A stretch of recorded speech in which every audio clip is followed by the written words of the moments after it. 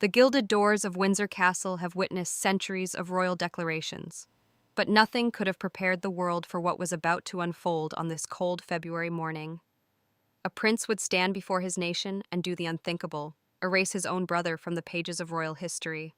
This isn't just another chapter in the Sussex saga. This is the moment the monarchy chose survival over sentiment, duty over blood.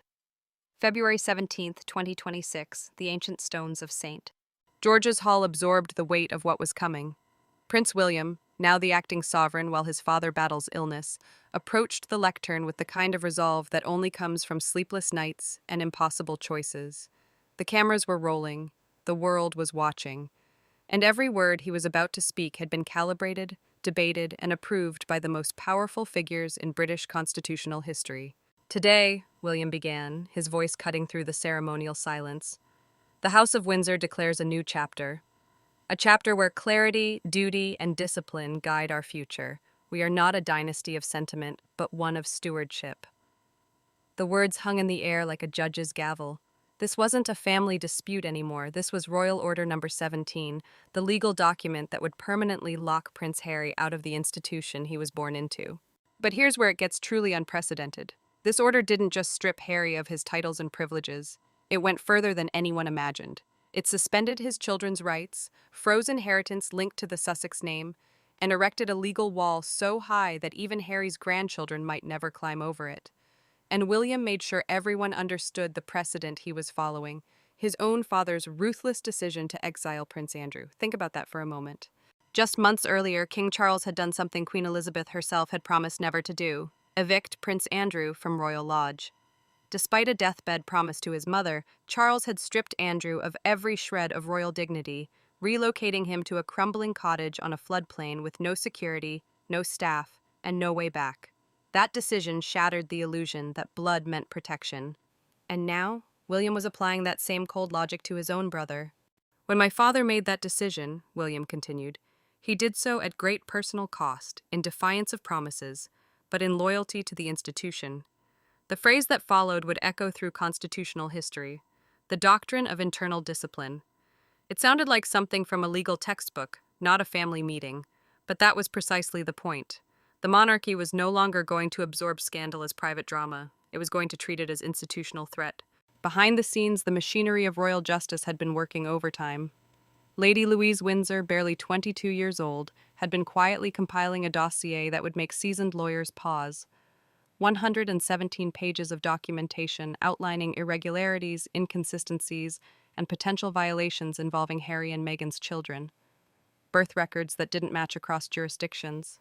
Commercial deals that monetized the children's royal connection. And allegations of child protection protocol breaches that would make any parent's blood run cold. But the most damning revelation? A media licensing agreement reportedly approved by Meghan herself for a children's series called Sussex Kitchen, where Archie and Lilibet would appear as recurring characters. The Crown wasn't just concerned about privacy violations anymore. They were staring at what appeared to be the systematic commercialization of royal lineage, by a mother who had publicly claimed she wanted to protect her children from the spotlight. Lord Pembroke, president of the Privy Council, didn't mince words when the findings landed on his desk. That report changed everything. The Crown could no longer treat this as a personal conflict. It became a matter of succession, of legitimacy, of moral precedent. Translation? The gloves were off. The royal family was about to do something it hadn't done in modern history: establish an internal court with the power to override parental rights when the crown's integrity was at stake. And here's where the story takes a turn that even the most cynical royal watchers didn't see coming. The February 15th tribunal didn't just revoke Harry's status. It created a new constitutional role: royal matrons. Princess Catherine and Duchess Sophie were named legal guardians of Archie and Lilibet in the event their parents lost custody. Not as punishment, the palace insisted, but as a shield. The children wouldn't receive princely titles, but their education, health care, and most critically, their digital identities would be protected by the Crown itself. William's words during that session revealed the emotional core beneath the legal armor. These are still children of Windsor. Their future will not be bartered in the court of public opinion, nor auctioned through entertainment platforms. You could hear the unspoken accusation in every syllable. He wasn't just talking about protecting children, he was talking about stopping their mother from turning them into content. And then came the leak that changed everything. Sources close to Harry revealed that he had privately reached out to Catherine's team with an offer so desperate it bordered on surrender. He would relinquish full custodial rights in exchange for keeping the divorce documents sealed. The message he allegedly sent? If I let go, will they finally be safe? It was the plea of a man who had watched his life unravel and was now willing to give up his children to protect them from what came next. But Meghan's legal team had other ideas. Within hours of William's public declaration, they filed emergency objections seeking to block any guardianship transfer without Meghan's explicit consent. The battle lines were drawn. On one side, the oldest constitutional monarchy in the world. On the other, a Hollywood actress turned duchess who had built an empire on challenging that very institution. And caught in the middle? Two children whose names had become weapons in a war they never asked to join. The tribunal itself was something out of a legal thriller. Lord Pembroke stood before cameras and announced what many thought impossible, the first establishment of a sovereign family court within the British monarchy since the Plantagenet line dissolved centuries ago. Its jurisdiction, titles, access, representation, and most controversially, child guardianship.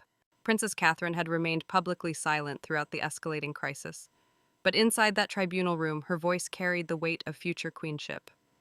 When pressed about the emotional burden of assuming responsibility for children born into such controversy, she reportedly responded with words that would later be quoted in constitutional journals. "This is not a punishment, it is a shield. These children are not at fault for the ambition of their parents." Duchess Sophie, acting as Vice-Chancellor of Domestic Affairs, was even more direct. "We must restore the meaning of lineage. It cannot be selectively invoked when convenient, then discarded when accountability arises." The implication was clear. Harry and Meghan had spent years leveraging royal titles for commercial gain while simultaneously claiming victimhood. The institution was done playing that game. Lady Louise Windsor's role in exposing these inconsistencies cannot be overstated. Her 93-page report didn't just outline problems, it documented a systematic pattern of irregularities suggesting the children's legal identities had been managed more like intellectual property than family heritage. Name registration issues that didn't align across databases, public interviews that contradicted institutional records, and commercial agreements that appeared to violate international child protection standards. The final scene of that tribunal session would become the defining image of William's emerging reign. He stood holding two objects, a sealed letter from Queen Elizabeth and a printed copy of Royal Order No. 17. He didn't read the Queen's letter aloud. Instead, he spoke from memory, his voice steady but weighted with grief. "She told me, 'Do not let duty become diluted by sentiment. You are not just their brother, you are the heir to a nation.'" He placed the envelope into the royal archive. "Let this mark the line, and let the children be protected from what follows." Behind closed doors, the decision had already been made weeks earlier. King Charles, frail but unwavering, had signed the necessary documents, first for Andrew, then for Harry. The precedent was set. A private royal council convened with only bloodline advisors and Lord Pembroke present. On the table lay a strategic dossier marked Duke of Sussex Disciplinary Response Phase 2. "His Majesty set the tone with Andrew," William opened, his voice measured. "We continue in full accordance. No sentiment, no compromise, no exception." The room absorbed that reality in silence. Then Princess Anne spoke, invoking the specter that haunted every decision. "And the Queen's warnings before her death?" William's jaw tightened. Grandmother feared a split, but she also feared weakness more. She never faced betrayal this brazen. With Andrew's downfall legitimized as the modern template for royal discipline, William prepared to apply that doctrine with even greater force to Harry. A classified memorandum was delivered to the Ministry of Justice, outlining grounds for invoking Royal Separation Protocol 14-7, originally created during Edward VIII's abdication crisis. The public only learned of it when the Royal Gazette published a single devastating line. "The Duke of Sussex will no longer be accorded sovereign privileges, travel protections, or institutional representation within the United Kingdom, effective immediately." Public reaction was swift and surprisingly unified. Polls showed 68% of Britons approved. The monarchy's approval rating spiked to levels not seen since the Queen's Diamond Jubilee. But for Harry, sitting in his Montecito estate staring at the decree on his iPad while his children slept, and Meghan argued with lawyers in another room, the silence was deafening. He reread the final line over and over. No return shall be contemplated until the children's full legal identities are submitted, verified, and recognized by the Crown. It wasn't just a rejection, it was a gauntlet thrown at his feet. Buckingham Palace's courtyard fell into eerie silence as William's press secretary approached the podium at precisely 9 in the morning. Flanked by the Lord Chamberlain and the Archbishop of Canterbury, the scene carried the ceremonial weight of a state funeral. Then came the words that would redefine modern monarchy. In keeping with precedent and moral duty, His Royal Highness the Prince of Wales has issued a sovereign recommendation to permanently withhold the reinstatement of any royal titles, privileges, or ceremonial roles for Prince Henry of Sussex. The statement went further than even the most informed palace watchers predicted. The palace revealed that William had formally invoked the House disciplinary mandate, the exact framework used to remove Prince Andrew. William called it the benchmark of necessary accountability, directly referencing how Charles had overridden Queen Elizabeth's protective final wish. The royal household had now classified Harry as a non-participating former royal, a designation with no standing in succession, funding, or ceremonial obligations. Lady Louise Windsor, delivering a statement on behalf of the Royal Legal Commission, confirmed the family court had ruled Archie and Lilibet are not subject to automatic royal succession protection. Her voice was steady. Custody, welfare, and status will be determined through merit, integrity, and transparency, not by birth titles. This was the palace's direct response to fears that Meghan might leverage the children's technical royal status to demand benefits or political influence. Lord Pembroke's explanation was historic. This is the first time in modern British history that a separate intra-royal court has been codified. It exists to resolve issues of succession, fraud, ethical endangerment, and misuse of institutional prestige. In a surprising move, Sarah Ferguson publicly endorsed William's judgment. Her handwritten letter included words that would be quoted for years. Only with firm, unapologetic lines drawn between merit and chaos can the royal family survive this media age. This is not exile, it is preservation. Meanwhile, intelligence from California painted a portrait of escalating desperation. A leaked email from a Montecito staffer claimed Harry was talking about walking away completely, from the kids, the titles, everything. But Meghan, according to sources, refused to release any claim to full custody. Palace insiders interpreted this as strategic. The children remained essential to her public narrative and brand value. At the end of the royal communiqué, William signed with his full ceremonial title and included one final line. I follow not only in the king's footsteps, but in the duty we owe to the people, not as brothers, but as guardians of history. There was no ambiguity left. The door had closed. When Harry finally read the declaration, he reportedly sat in silence for 20 minutes. A source described the moment as the end of a hallucination. Whatever hopes he had of returning as a reformed royal had just shattered. But the true avalanche wasn't triggered by rejection itself. It was the legal lockdown on Archie and Lilibet's future. The royal household's legal advisors had activated the Lineage Safeguard Clause, a rarely invoked statute dating back to the early 20th century. Originally designed to prevent illegitimate claimants from assuming titles, it had been revised after Edward VIII's abdication. This mechanism, now officially invoked, barred Archie and Lilibet from receiving royal trust entitlements, property claims, or ceremonial placements until they turned 21, and only after passing a full ethics and identity audit. In effect, their royal identity had been paused indefinitely. Meghan's response was reportedly explosive. Shortly after the announcement, she allegedly stormed out of a crisis planning session, pacing her veranda while yelling into her phone. Leaked audio captured her saying, "They can't freeze my children out. I built their global identity. I gave them the brand." That final phrase went viral within hours, becoming the smoking gun critics had been waiting for. The backlash was immediate and merciless. A Spectator editorial ran with the headline, "The Grandmother, Meghan's monetization of royal bloodline collapses in real time." Social media exploded. The phrase, "I gave them the brand," was weaponized as proof that Meghan viewed her children not as individuals, but as assets. While William and Charles maintained silence, Duchess Sophie made the first post-fallout public appearance. Speaking at the Royal Family Ethics Symposium at Cambridge, she delivered remarks that left no doubt about their target. No child should be wielded as a pawn, a product, or a passport. Nobility is not in the title, but in how you protect the name that title bears. The audience rose in standing ovation. Behind the scenes, Sophie had become instrumental in drafting the Windsor Code of Conduct, formal ethical expectations for anyone bearing the royal surname. The code included explicit guidelines around personal branding, media appearances, and children's legal representation. It was drafted in direct anticipation of a Sussex custody battle. But even as emotional turmoil mounted, another crisis closed in: financial collapse. Documents showed Montecito's estate property taxes for 2026 were overdue by over $134,000. Combined with Archwell's collapsed donor base and Netflix's rumored exit clause worth over $12 million in penalties, Harry was hemorrhaging both cash and emotional resilience. One former Sussex consultant painted a grim picture. He's dangerously close to defaulting on the Montecito mortgage. Meghan's personal trust fund was restructured. He doesn't have access. The palace lifeline is gone. There's no plan B. Sources revealed Harry had quietly reached out to Tyler Perry for emergency financing. In an extraordinary moment, one of William's senior aides confirmed the brothers had one final phone call before the decision went public.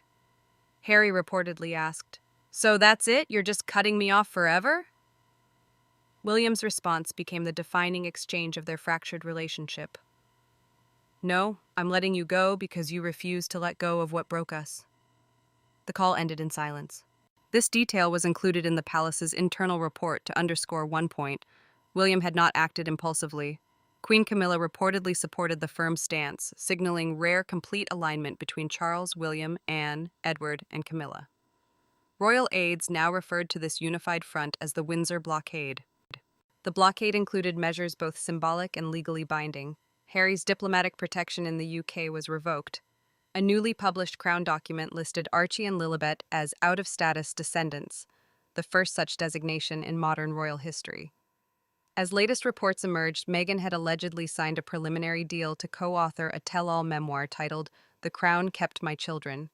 Legal analysts warned the title alone could breach multiple non-disparagement clauses signed during the couple's 2020 exit negotiations. Royal legal teams were reviewing whether this constituted contractual self-destruction.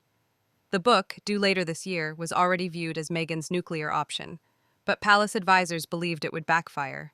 It wouldn't spark sympathy. It would merely validate the Windsor doctrine that silence is not weakness but strength, and discipline is not cruelty but survival. Lord Pembroke returned to the lectern in the Royal Gallery to deliver what would become the most sweeping custodial verdict in House of Windsor's modern memory. His voice carried the weight of centuries as he read the formal declaration. By royal authority, His Royal Highness Prince William of Wales hereby declares the legal revocation of all internal custodial rights concerning the minors known as Archie Harrison Mountbatten Windsor and Lilibet Diana Mountbatten Windsor by their biological mother, Rachel Meghan Markle. The effect was seismic. This wasn't just title suspension, this was custodial transfer backed by constitutional authority. For the first time since Queen Victoria's reign, the monarchy had created a royal family custodial tribunal, distinct from any civil family court and empowered by the 2024 Succession Reform Charter. The tribunal cited over 12 distinct grounds. Among them, Meghan's violations of the 2020 Sussex Agreement, her for-profit use of the children's titles, and documented strategic misinformation in public disclosures. Key evidence included metadata from photoshopped family Christmas cards, monetized narratives contradicting verified medical timelines, and internal Netflix memos linking documentary releases to confidential pediatric appointments. Prince Harry was not present for the verdict reading. After weeks of emotional deterioration, he had reportedly signed an emotional non-objection agreement. The condition? The children would be relocated not to palace grounds, but to a neutral estate managed by the Crown Guardianship Office in Kent. As global media erupted, Meghan's reaction was swift and calculated. Through her newly hired crisis PR team, a social media video was released within hours. It showed her sitting beside two children's drawings, tears streaming down her face. "They've erased my motherhood," she whispered. "They've stolen my babies because I wouldn't bow." The final dagger came from Sarah Ferguson. In a letter made public through the Royal Legal Archive, Fergie addressed William directly. "I once thought silence protected the crown, but I have learned it protects abusers more. In this clarity, I support your ruling. Children are not bargaining chips, not even royal ones." Within hours, the U.S. Embassy in London issued a statement confirming it would not challenge the relocation, citing British jurisdictional primacy and mutual child protection treaties. But even in this state, Meghan refused to concede. "He doesn't understand empire," she allegedly told her sister-in-law Samantha in a leaked voice message. "He thinks love can undo protocol." Addressed simply to my children, the handwriting matched Harry's. The ink was smudged at one corner. "I loved you before titles. I love you now without them. One day you'll understand why I stepped back." It was found tucked inside a book in Frogmore Cottage during a routine security inspection. Palace officials quietly archived it. Security arrangements were restructured overnight. Frogmore Cottage was placed under Crown Estate's stewardship. Clarence House released a formal memorandum redefining royal heir to exclude all descendants of individuals stripped of titles due to institutional violations.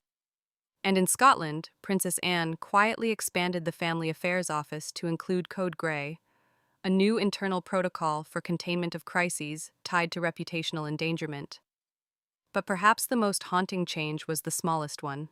On the official royal family website, under the Family section, beneath a carefully composed portrait of King Charles, Prince William, Princess Catherine, George, Charlotte, and Louis, two names were no longer listed: Archie and Lilibet. And in the digital footnote below, a single line appeared: "Status updated in accordance with Royal Custodial Tribunal Ruling 2026. In the weeks that followed, palace insiders reported something unexpected: a sense of relief within the royal household. The bleeding had stopped, the constant crisis management, the daily damage control, the never-ending negotiations with people determined to undermine the institution while demanding its protection, all of it had finally ended. Prince William had made his choice. He had chosen the crown over his brother, duty over blood, legacy over reconciliation. The House of Windsor had survived, it had adapted, and under William's emerging leadership, it had proven it could still enforce consequences when survival demanded it. The doctrine was now clear, the precedent was set, and the message to anyone bearing the Windsor name was unmistakable. The crown is not a birthright you can exploit and discard at will. It is a responsibility you honor completely, or you lose entirely. There is no middle ground. There are no exceptions, not even for princes. And as the February cold settled over Windsor Castle, one truth became impossible to ignore. The monarchy had entered a new age, one where sentiment would no longer shield betrayal, and where even blood ties could be legally severed when the institution's survival demanded it. William had drawn the line his grandmother could not, and in doing so, he had become the sovereign Britain needed, even if it meant losing the brother he loved.